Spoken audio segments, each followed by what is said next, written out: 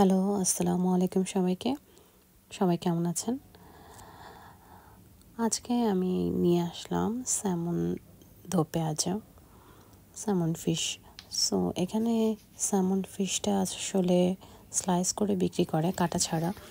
তো এই জন্য ইজি, বাচ্চারাও খেতে পারে, কাটা বাছার কোনো ঝামেলা নাই। এবং এটা আমাদের সবারই খুব পছন্দ, আমাদের বাসার আর কি, খুব সিম্পল। এই রান্নাটা আমি শিখেছিলাম আমার এক বড় ভাইয়ের কাছ থেকে।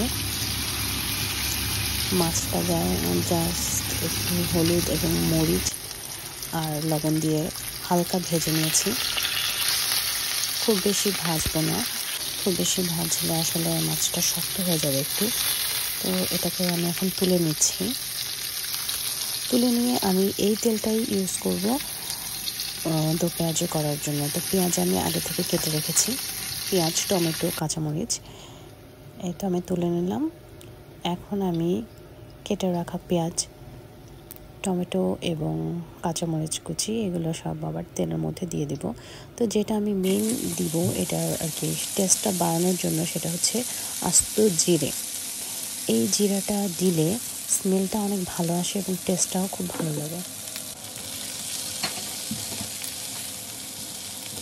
আপনারা এইভাবে কোনো মাছ রান্নার সময় দিয়ে দেখতে পারেন, আস্ত জিরাটা দিলে। এটা আপনি পেঁয়াজ দেওয়ার আগেও গরম তেলে ফোড়নের মতো দিয়ে ব্যবহার করতে পারেন। আমি এটা ইভেন যখন ছোটো মাছ রান্না করি তখনও দিই, আমার খুব ভালো লাগে। সব কিছু দিয়ে একটু লবণ দিয়ে নিব,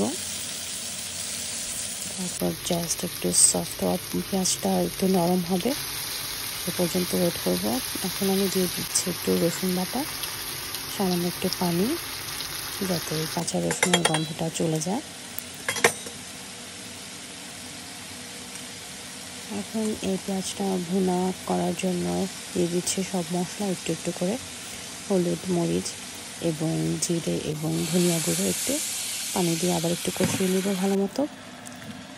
এবং যখন এই তেলটা একটু উপরে উঠে যাবে মাছটা দিয়ে দিব। এবং মাছটা কিন্তু দিয়ে আমি বেশি না 2-3 মিনিটের মতো রাখবো, এপাশ ওপাশ করে দেবো মাছটাকে উল্টিয়ে। তারপরে এটা রেডি হয়ে গেল। খুবই সিম্পল এবং খেতে অসাধারণ। আশা করছি ভিডিওটা আপনাদের ভালো লেগেছে। ভালো লাগলে অবশ্যই শেয়ার করবেন, লাইক করবেন। ধন্যবাদ।